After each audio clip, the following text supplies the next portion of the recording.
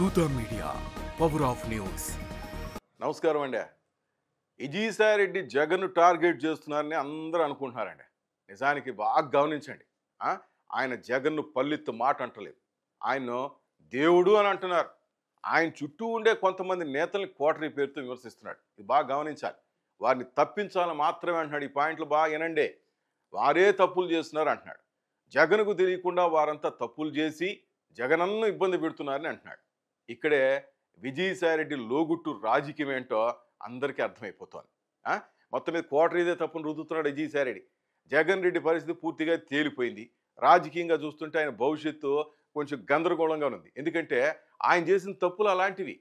మరి ఇప్పుడు జగన్మోహన్ రెడ్డి గట్టెక్కించాలంటే ఏం చేయాలి? తప్పంతా ఈ కోటరీ మీద దోసేయాలి. జగన్ను స్వాతిముత్యంలో కమల్ హాసన్ లాగా ప్రజెంట్ చేయాలి. ఇప్పుడు అదే మిషన్ ప్రారంభమైంది. వ్యవసాయం చేసుకుంటానన్న విజయసాయిరెడ్డి ప్రధాన పాత్రధారిగా తెరపైకి వచ్చాడు. కోటరీపై విమర్శలు చేస్తున్నాడు. దీనికి చాలా స్కెచ్ ఉంది. దీని వెనకాలంతా ఈ సజ్జల రామకృష్ణారెడ్డితో పాటు మరికొందరిని వదిలించుకునే ప్లాన్లోనే జగన్ రెడ్డి ఈ కోటరీ అంశాన్ని విజయసాయిరెడ్డి ద్వారా హైలైట్ చేస్తున్నాడని అనుమానాలు వస్తున్నాయి. జగన్కు తెలియకుండా కోటరీ కూడా ఏం ఉండదు కదా. జగన్ చెప్పిందే కోటరీ చేస్తుంది. బయట ఏం జరుగుతుందో జగన్కి తెలియదని చెప్పడం కంటే ఇంతకు ఘోరమైన విషయం ఏమైనా ఉంటుంది చెప్పండి. తాను మంచివాడినని ఇతరులే తప్పులు చేశారని వారి మీద తోసేసే వ్యూహంలో ఈ విజయసాయిరెడ్డిని కీలక పాత్ర పోషించేటట్టు చేస్తున్నాడు మన జగన్ అన్న. ఇప్పుడు మొత్తం మీద చెప్పేస్తుంటే చూడండి, ఈ వైవి సుబ్బారెడ్డి కొడుకు, సజ్జల రామకృష్ణారెడ్డి కొడుకు, ఇంకా కసిరెడ్డి, ఇలా వాళ్ళందరి గురించి విజయసాయిరెడ్డి కీలక విషయాలు బయట పెడుతున్నారు. అంటే వారందరూ త్వరలోనే జగన్ క్యాంపు నుంచి బయటకు పోతున్నారు. వారిని పంపేసిన తర్వాత మన వ్యవసాయరెడ్డి మళ్ళీ రీఎంట్రీ జరుగుతుంది. మరో ఏడాదిలో జగన్ స్వామి అనుకున్నట్టుగా ఈ పార్టీలో బకరాన్ని రెడీ చేసుకుని తాను బయటపడే ప్లాన్ను ఈ విజయసాయిరెడ్డి ద్వారా అమలు చేస్తున్నాడంట. మరి చూద్దాం ఇది వర్కౌట్ అవుతుందో లేదో చూద్దాం. మొత్తం మీద సజ్జల గిజ్జలు అంతా ఇంక నుంచే బయటికి వెళ్ళడానికి రెడీ కావాల్సిన టైం ఆసనమైందని చెప్పొచ్చు.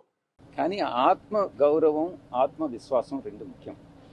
నేను ప్రలోభాలకు లొంగల. మా నాయకుడు నన్ను ప్రలోభాలకు లొంగావన్నాడు. నేను భయపడ్డానన్నాడు. నేను భయపడలే. ఇంకోటేది ప్రలోభం, భయం, విశ్వసనీయత కోల్పోయానన్నాడు. విశ్వసనీయత కోల్పోలే. ఆ మూడు యథాతిథిగా అప్పుడెట్టున్నాయో ఇప్పుడు అలాగే ఉన్నాయి. మా నాయకుల్లోనే మార్పు ఉంది. ప్లీజ్ సబ్స్క్రైబ్ దూత మీడియా. దూత మీడియాని అందరూ కూడా సబ్స్క్రైబ్ చేయండి. అందరూ చూడండి, దాంట్లో కామెంట్స్ చేయండి. For more updates please subscribe దూత మీడియా.